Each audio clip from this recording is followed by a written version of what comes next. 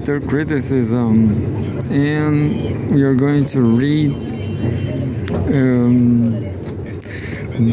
Russia media, Russia Today.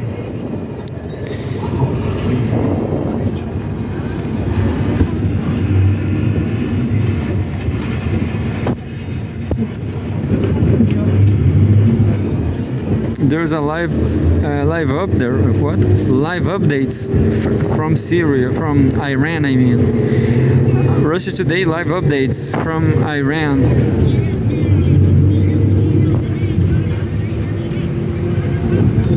Home World News. U.S. posts bounty for into on Iran. U.S. posts bounty for info on Iranian leaders as they join massive rallies across the country. The U.S.-Israeli attack on Iran is entering its third week with continuing long-range strikes and an escalating war of words on both sides. I will say a lot of missiles.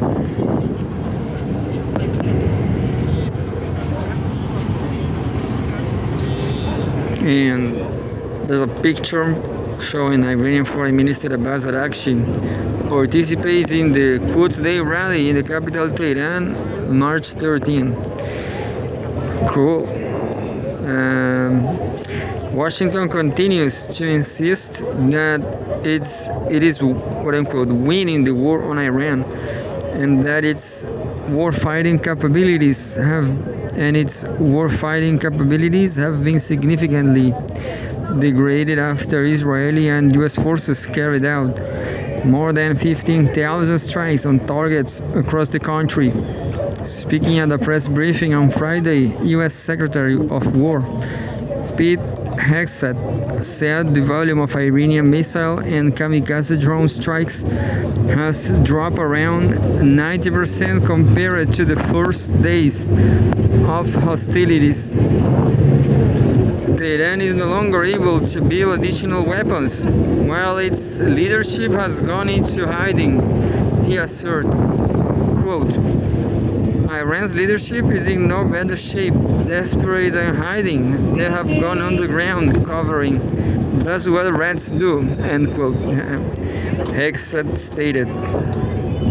Meanwhile, top Iranian officials took to the streets in multiple cities to participate in rallies marking International Al-Quds Day, an annual pro-Palestine event established by Tehran in 1979.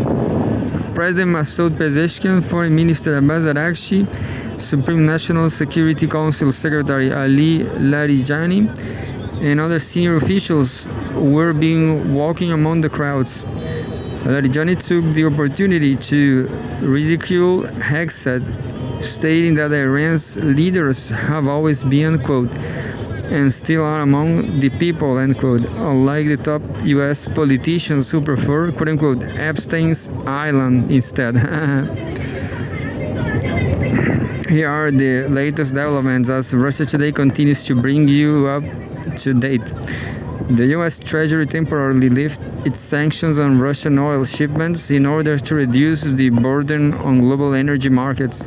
Several countries have already lined up to negotiate deals with Moscow, while G7 members slammed the move, insisting on continued pressure on Russia. The U.S. and Israel conducted airstrikes on Tehran during a massive government-organized Quds Day march in support of Palestine. And there's a summary now.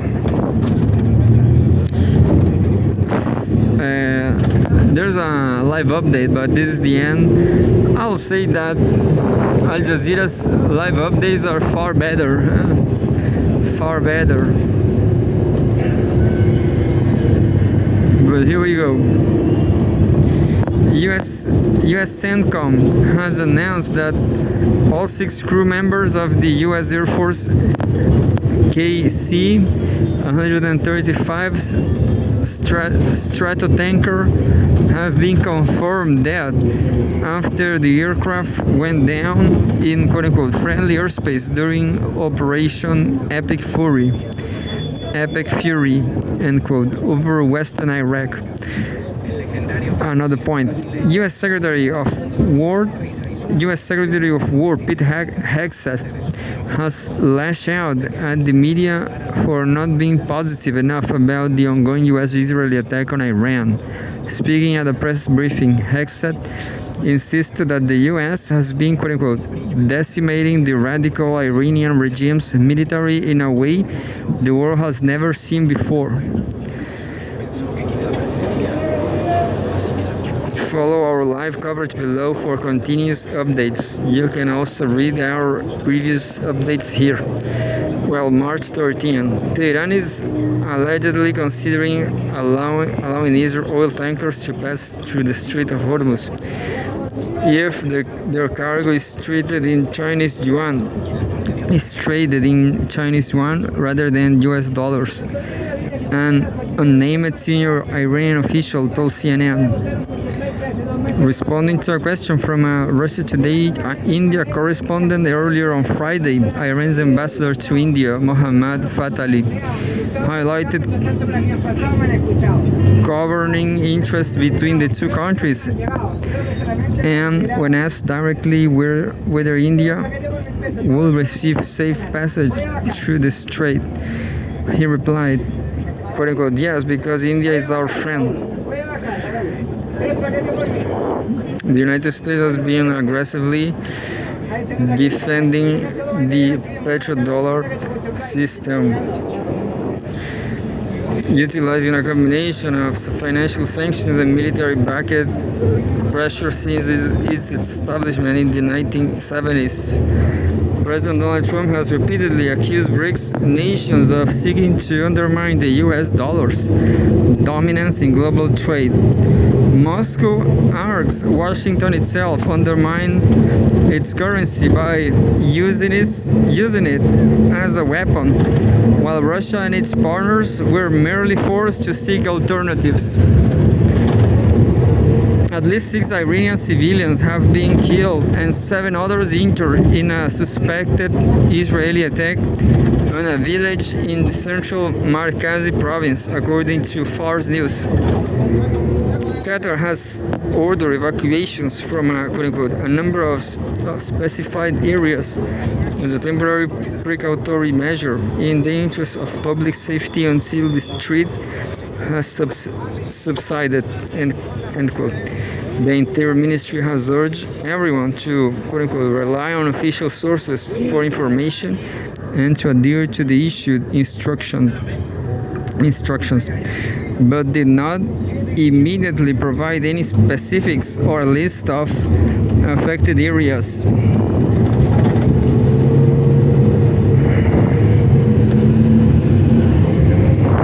Well,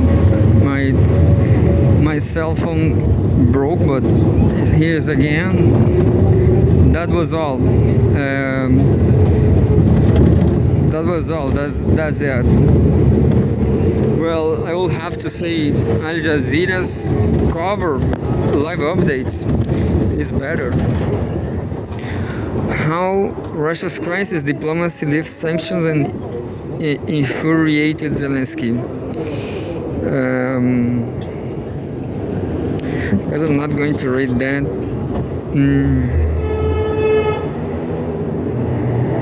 There's an opinion. The EU never learns except for the wrong lessons.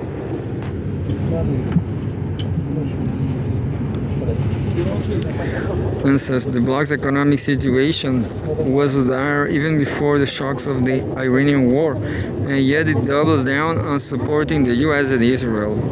By Tariq Cyril Amar, a historian from Germany working at the KAS University Istanbul on Russia, Ukraine, and Eastern Europe, the history of World War II, the cultural Cold War, and the politics of memory. By Tariq Cyril Amar, a file photo of Israeli Prime Minister Benjamin Netanyahu, and then German Defense Minister Ursula von der Leyen in Jerusalem. Some observers of the current EU elites, including this author, used to believe that their defining feature, apart from things such as complicity in genocide and wars of aggression with Israel and the US, bigoted xenophobia about Russia and China, and, of course, pervasive corruption, was an absolute inability to learn. We must admit, we stand corrected. Those running the EU are able to learn. The real problem is their relentless compulsion to learn the wrong thing. What we are not dealing with non-learners but anti-learners, where others progress from experience, they regress.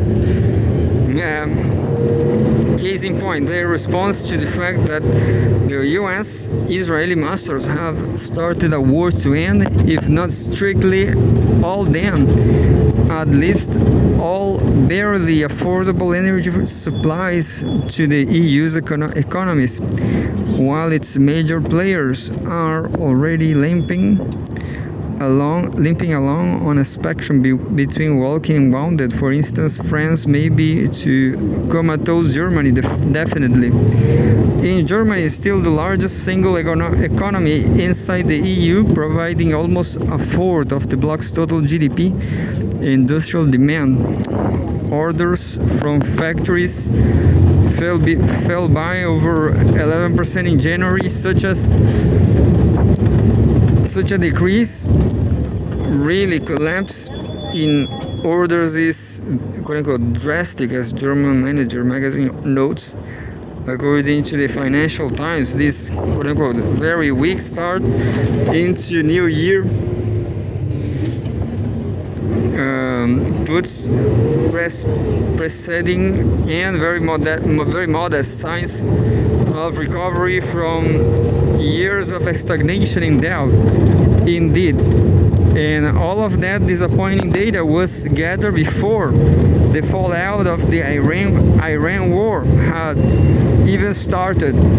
Regarding the latter, it will be severe.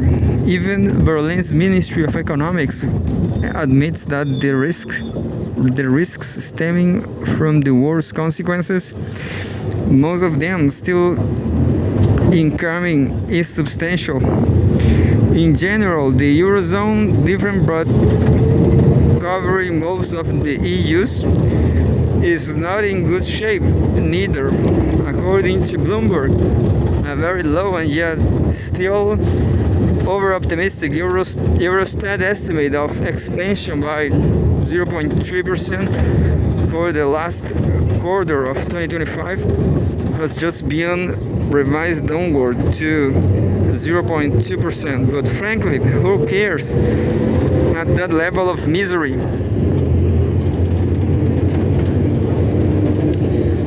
Such a coincidence.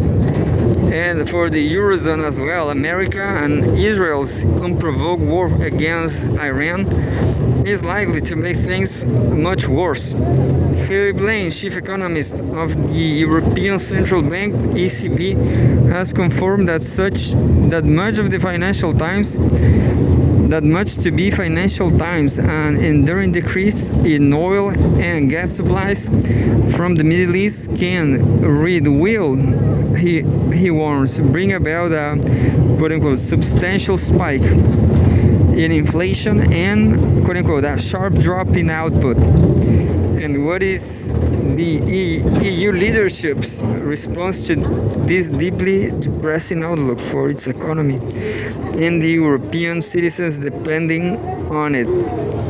Let's not dream. It is true. If the EU's elites were in the business of protecting Europe's interests and prosperity, they will obviously take a sharp turn against both the US and Israel, as well as London, in case it were to stick to its special poodle relationship with Washington.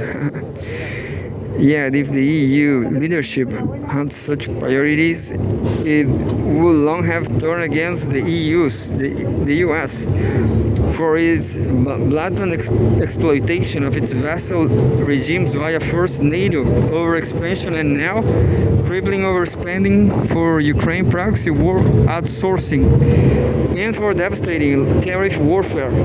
It will also long have broken with Israel for, to name only two compelling reasons, its genocide and serial wars of aggression that are both horrifically criminal and extremely destabilizing and damaging, not quote unquote only to the Middle East but the world as a whole and Europe in particular. This is just too much text. I'm sorry.